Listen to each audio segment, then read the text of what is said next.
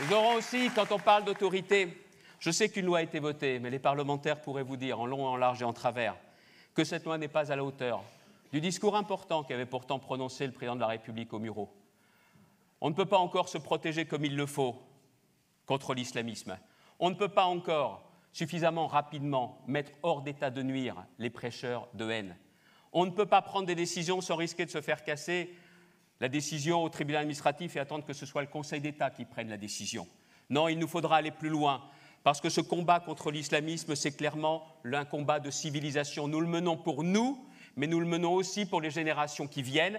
Je ne veux pas que mes enfants grandissent en baissant la tête ou en ayant peur ou en ayant tout oublié de ce que nous avons connu. Ce combat contre l'islamisme, ce combat pour la laïcité, c'est un combat pour la France et pour les Français.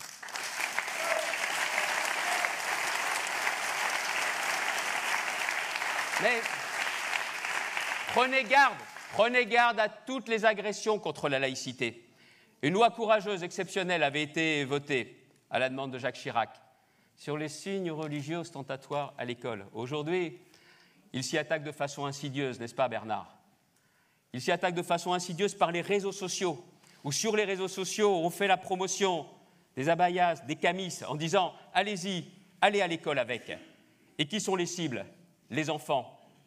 Alors je le dis aussi très clairement, nous devons nous doter des outils nécessaires, notamment sur les réseaux sociaux, pour pouvoir protéger nos enfants, pour pouvoir protéger l'école, pour pouvoir protéger la laïcité. Ça sera l'un également des combats de nous France.